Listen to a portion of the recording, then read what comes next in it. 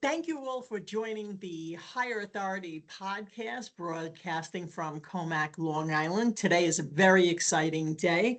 We're going to be talking about the state of the credit and collection industry. With me, as always, is my co-host, Aaron Frenchman. And then very excited to have a lot of people on this teams today. We have Executive Vice President of Executive Alliance, Susan Burden.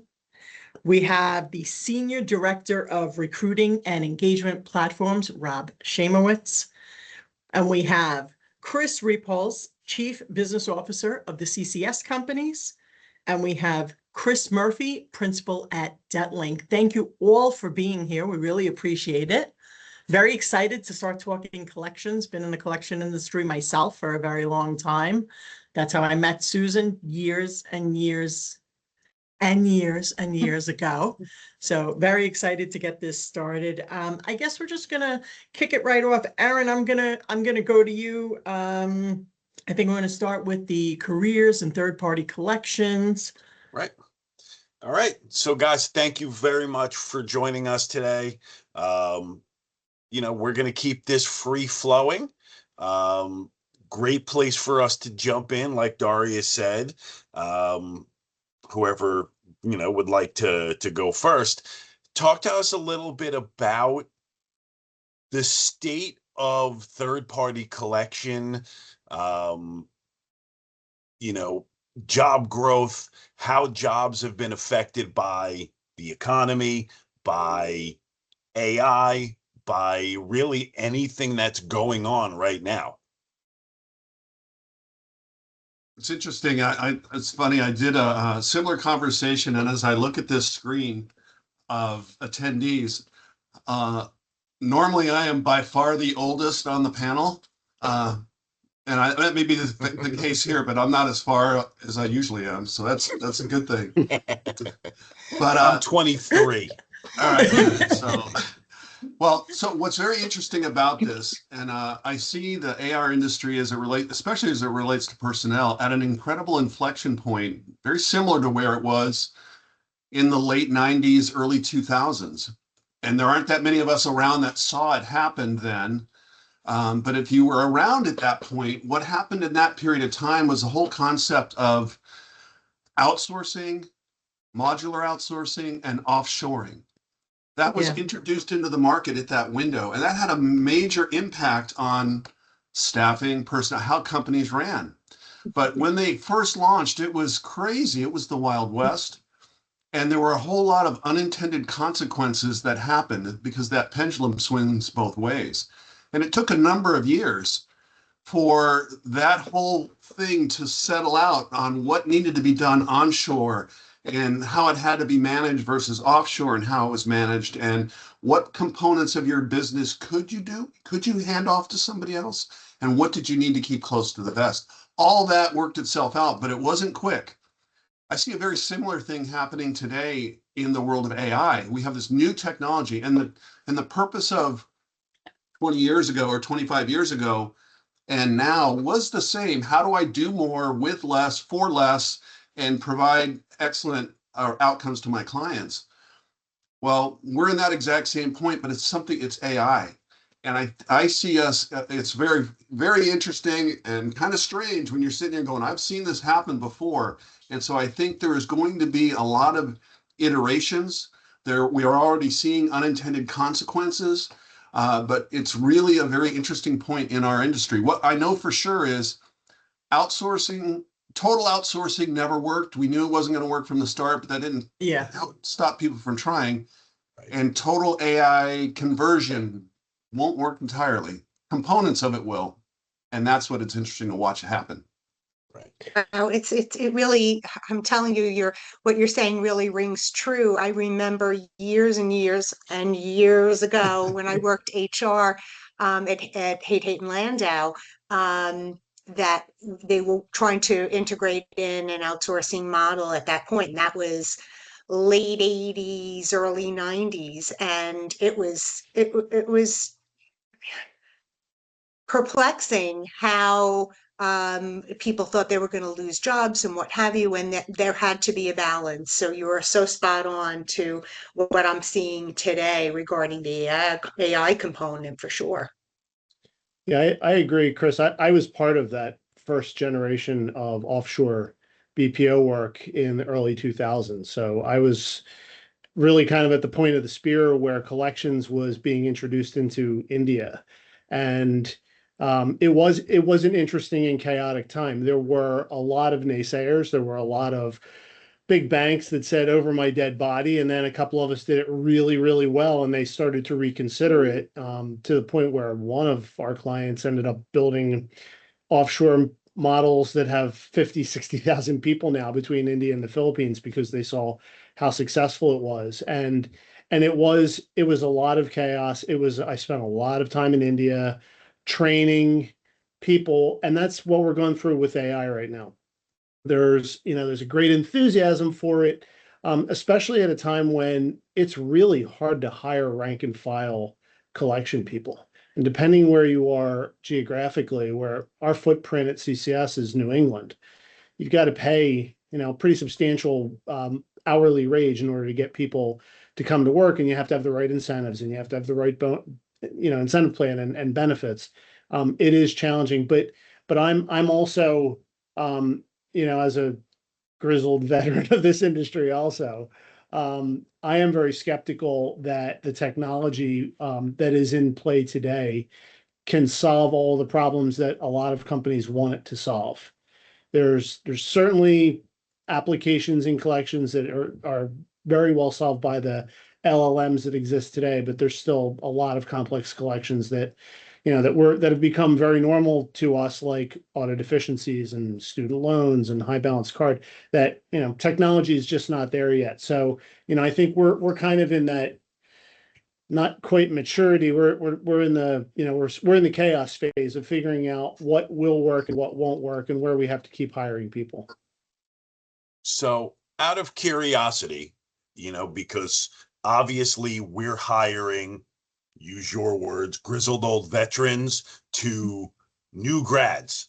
And, I'm not here to bash, our Gen Zs and Gen Alphas, because I have one of each. I can bash them all day, but they deserve it. They don't clean up after themselves. But at least I have found that those younger generations, a cool job is always a plus. What are you seeing as far as hiring that, what can we do to further entice younger people to join an industry that may not have, enough Sex cool appeal. credits for them? Yeah. Yeah, it's from what I find from conversations that I have in the recruiting end, I'm sure Rob, you can totally join in on this, that you're trying to think that maybe it would be some sort of we used to try to entice with like a managerial kind of training program where you're going to learn and you're going to grow and you're going to be a part of something, and it's not necessarily the coolest thing out there. So it is hard to attract that younger talent to join in an organization that really has an amazing footprint and where you can have a great future and make a lot of money and be a part of something. And in an industry that isn't going away, people are in debt. They're always going to be in debt, sadly. It's never gonna end. So it's an industry that might be cyclical about certain things, certain trends, but it's not going away. How many yeah, industries true. though? I'm sorry. No, go ahead, No, Rob. how many industries out there though are cool these days, right? And if you think about, yes, collections is not cool, right? But is being a paralegal cool? Working in a retail bank, is that cool? No. Right? So No. I think when you have a strong candidate who sees the big picture and wants a career and wants to grow within an industry, a lot of times, I think the smart ones realize that it doesn't matter the industry as long as it's viable, right? And that they can learn and progress both position wise as well as financially for their It's future funny, life. my experience on this is that, and Chris, you may know this as well, but I'd say 99%, if not higher, 99.9% of people that are active in the collection industry today, if you asked them when they started, were you thinking about working in collections? They would all say no. They would all say, no, I was doing something else, or my focus was to go into this direction, and then I ended up doing it because I needed a job, or it wasn't there. Oh my gosh, I can't wait to graduate because I want to go into the collection industry or receivables man. That just doesn't happen. Unless Same they're thing born with into the recruiting, by the way. company. If your Unless they were dad founded born the into it. company and then, okay, that's different. But nobody, that was a very, very small percentage. So just to give a perspective, my history is 30 plus years in the industry, mainly on the sales side, working for collection agencies, running sales. So that's really where most of my world is. But now I'm at DebtLink. So we're more or less a hub of this industry and so I have the ability now to talk to multiple different types of service providers, whether you're talking collection agencies, legal firms, payment processor. Think of all the disciplines within our space. They're all dealing with a very similar situation where the new group of potential hirees or candidates are culturally very different than I am or we are. And so thinking about how to manage them and how to keep them incentivized to get past a certain point, and it's like anything else, staffing and employment is very much like subscriptions. It's a retention problem. How do I keep them? Yeah. And once I get them out to a certain point, the churn rate drops dramatically. And so what can I do from when I hire them to get them to that point to keep them? And that's where I see companies, and it's interesting watching, we talk a little bit about AI, how that's being used for that exact application. There are companies out there that used the phrase gamification to specifically cater to the new culture coming in that has this need to be gaming. And so how do they apply that to a business environment to help control the churn of the new staff? And it's very, very interesting. Now, they don't like that phrase because they want to shift it from being I want it, I must have it. And that's their challenge within that industry. But the challenge is the same, I think, is first of all, finding a candidate that needs a job and then keeping them excited and dialed in and growing till you can get to the point of their attrition or their churn rate is below really below the number. And you guys at Executive Alliance, I know, are dialed into that metrics very, very, very closely, but it's, running that business, running these businesses are very similar. I think Yeah, we for have sure. to I mean, go ahead. Go ahead, Go ahead, Barry. Chris. I agree with what Chris said. I think we have to, as companies that are constantly in need of new talent, I think we have to cater to that next generation, Gen Zs and Gen Alpha. If we want to hire them, we have to give them what they're looking for. COVID changed everything. I have two Gen Z daughters who are, they're both college graduates and employed.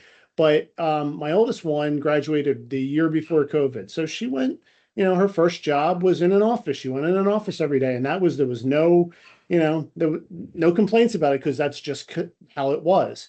My younger one graduated from college right in the middle of COVID, and she's always had remote job. And my older one now, who graduated during a conventional time, has to be in the office 4 days a week now, and she doesn't love it. She doesn't love being in the office 4 days a week. Yeah.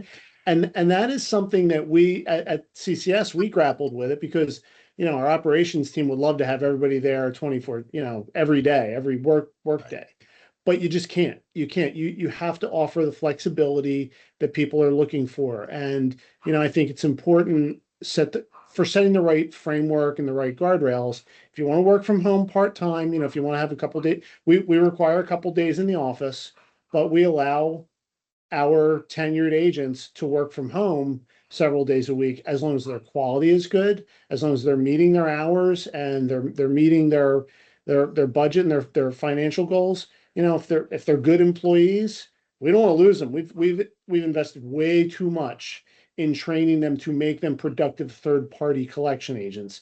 The last thing we want to do is lose them. So I think, you know, I think there's definitely a school of thought in this industry that we've got to go back to the before times and get everybody in the office 5 days a week. And I just don't think that's going to work. I think that that's a mistake because, you know, that you're not going to be able to cater to what this younger generation wants. And eventually, you know, your old grizzled veterans are going to retire, and then you're not going to be able to rehire anybody nearly as productive. And that becomes a real organizational problem.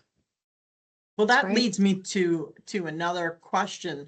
You know, so I remember my days at Foster and Garbus. I was there for years, and you would never even consider working from home. It would never, I mean, that would have been, you would have been laughed out. Ron would have been laughing the whole time. It would have never happened. So with that being said, because it really is, I mean, things have changed since COVID. They really have, where things like that were unheard of. And now it just seems to be the norm, some sort of hybrid or some sort of work from home kind of thing.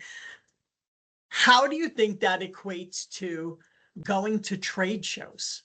You know, just sort of getting out of your skin, because back in the day, that was the thing. You always went to these things. Now everything is on Teams or on Zooms.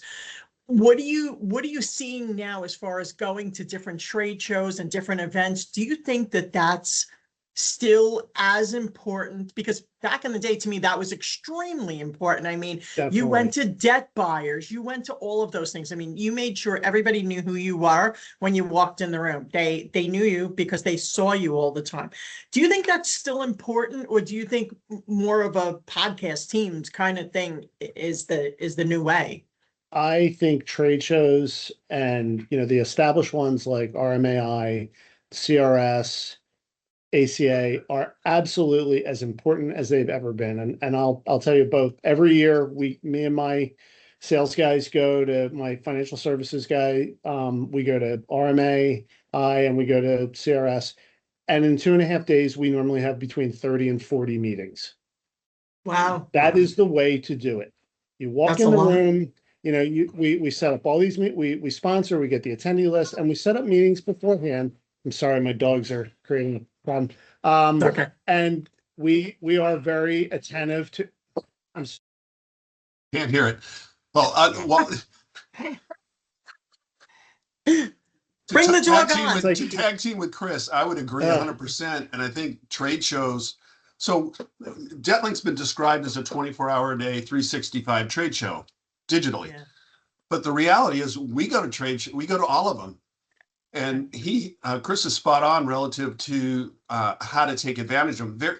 Very, again, things have changed on how they're used now. In the old days, we would call a target and send an email, and we'd figure out a way to finally get you on the phone. And once I got you on the phone, I'd convince you to give me a meeting in the next week.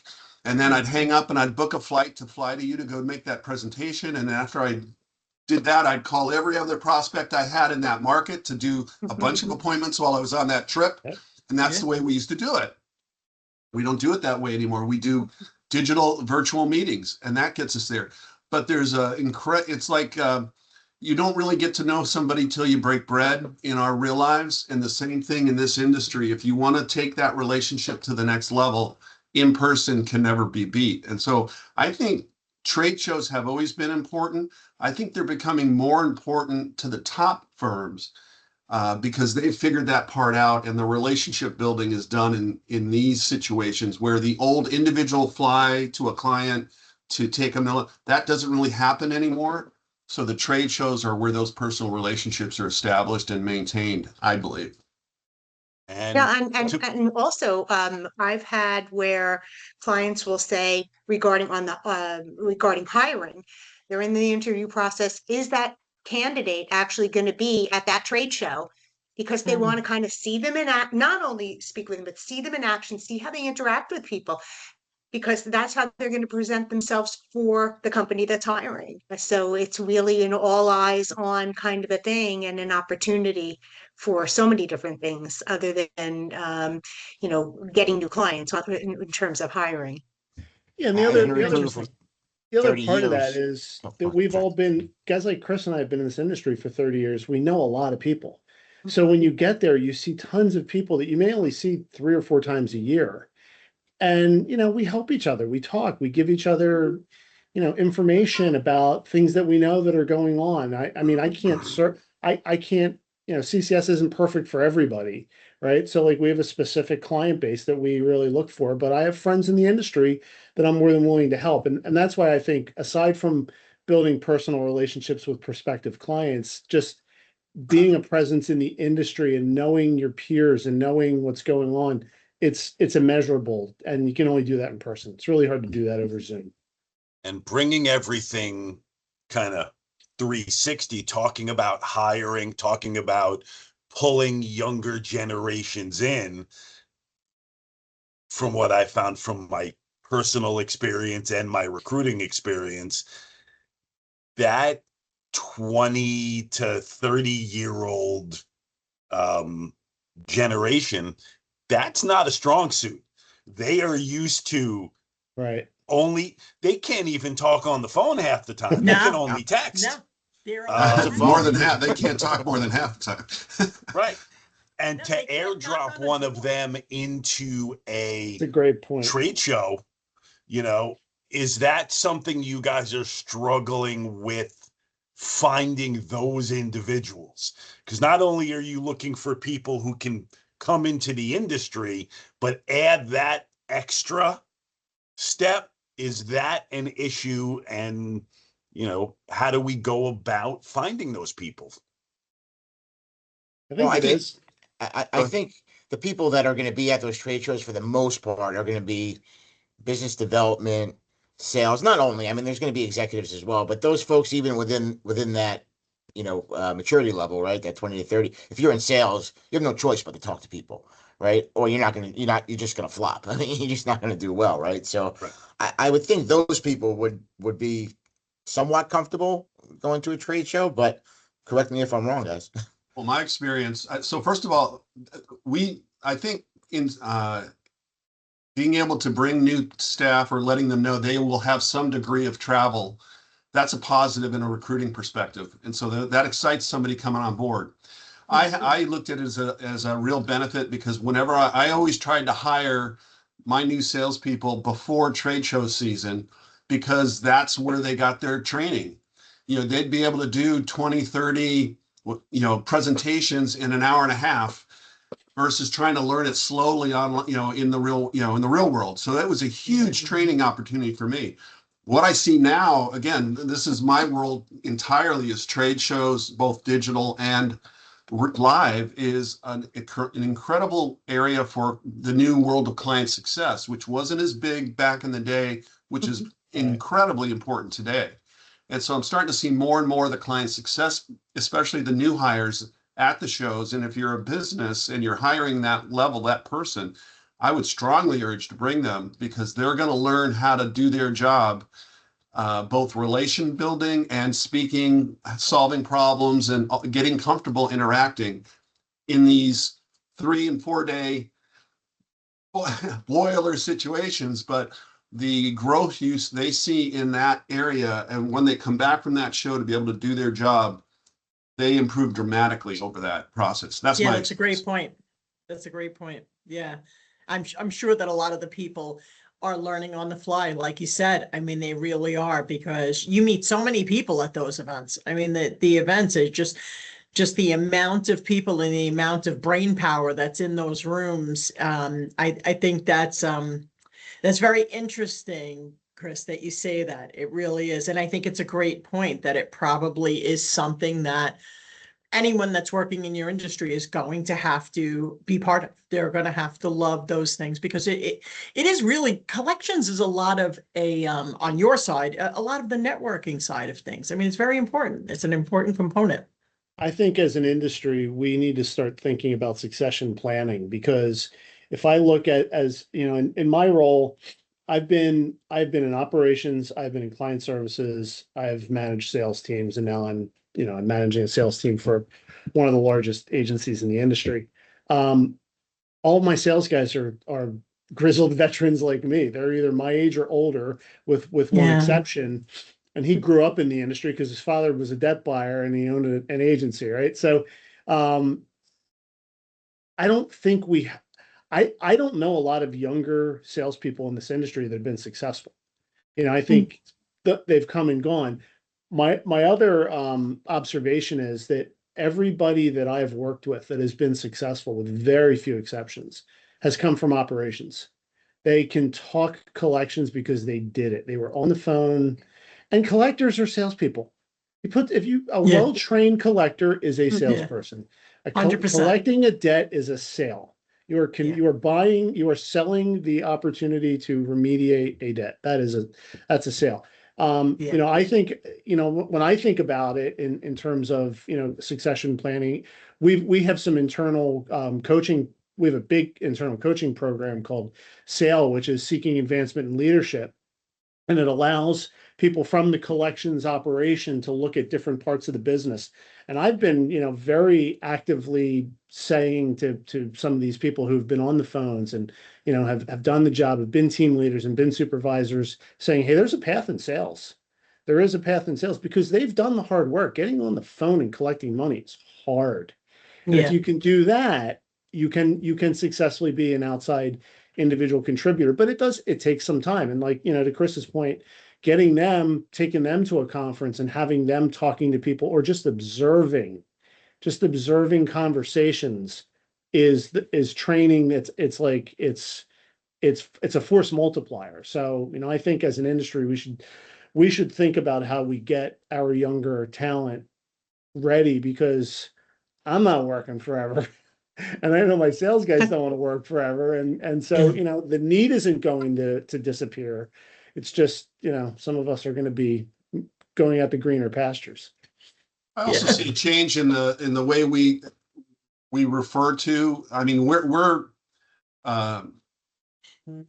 the age group that we are in, we refer to it as collections. But I think in today's world, as we begin to talk more about this industry, especially to the younger generations, we need to begin to refer to it as problem solving, relationship management, those types of phrases, because the reality is, as Chris mentioned, the best collectors become the best salespeople because they're the best listeners. They listen, they hear, and they immediately in their head figure out how to solve the problem, and then they solve it, and they end up being the best collectors. And that's the same thing a salesperson does. But as we grow in this industry to try to recruit new people in, and you're spot on in terms of the succession planning, but I think really beginning to redefine to the new people, our job is to help people solve problems they didn't realize was going to be as big as it is now. These younger group came in, and there was a period of time when a generation didn't think credit scores meant anything. And now they're transitioning into their mid-30s, trying to buy a home, and they're realizing, it did. Yeah. And so the ability to help that person solve a problem is a really neat way to look at it. And I think for my career, both ops and sales and things like that, I always tried to tell them our job is just to solve problems. Help this person that's in a bad 90. Again, most people in debt didn't do it on purpose, and the ones that did it on purpose, you can't fix anyway. Right.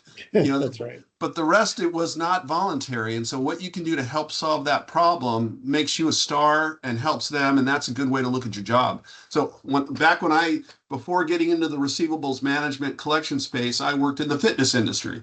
And my buddies who knew me young, they always just thought I was a gym rat. I wasn't. I was in the executive level, but that's what they thought. And when I left that to go into receivables management, they said, "Oh, where do you work now?" I go, "I work for this firm." "What do you do?" I'm trying to explain it like receivable, and they're like puzzled look. I go, "It's collections." And they're like, "Oh, collections." Their vision was I'm the guy with the baseball bat pounding somebody on the phone. Right. And it wasn't until I began to explain that's really not what we do that vision changed. So I think our challenge in our industry is to begin to change the way we refer to what we do. And that will help us attract this group that has a bigger, they perceive themselves to have bigger hearts. And so they want jobs that encompass that use of their heart, because of the way they look at the world today. I'll give credit where it's due. An old Gray Seal who I never worked for, but I knew him pretty well, and he served as kind of a mentor. Don Taylor, I'm sure you guys all knew him. He always referred to the industry as persistent customer service, and I thought that was smart. And and we consider at CCS we don't use the term debtor, we don't use the term collector, we call them customer service agents. So I agree with you, Chris. I think we have to change the nomenclature to get people to realize that it's not 1983 anymore. And right, things are so different now. Yeah, exactly. They really are very, very. Music was better. I'm sorry. 100%. No doubt. Very true. Well, this has been really wonderful. I can't thank you both enough for joining us. It's been really fantastic. Chris Repholz, let people know how they can contact you. You can find me on LinkedIn, or you can send me an email at crepholz@ccsusa.com. Okay, fantastic. And Chris Murphy, your contact info? Yeah, so I'm Chris Murphy. I'm with debtlink.com. So you can find me at debtlink.com, or you can, I'm at cmurphy@debtlink.com. And it's a great place to go if you're in the industry to look at things, check stuff out. It's kind of cool. Fantastic. Well, thank you both again so much for joining us. Susan, Rob, thank you for coming in. Thank Aaron, you. as always. This has me. been another edition of The Higher Authority. We are broadcast on all of your social media platforms. If you need to reach us or have any comments about today's podcast, please contact us at info@execsally.com. Thank you guys again so much. This has been great. Thanks. Thanks, Thanks Daria. for having me. you. Daria, not bad Thanks. for your first time. Awesome. Right?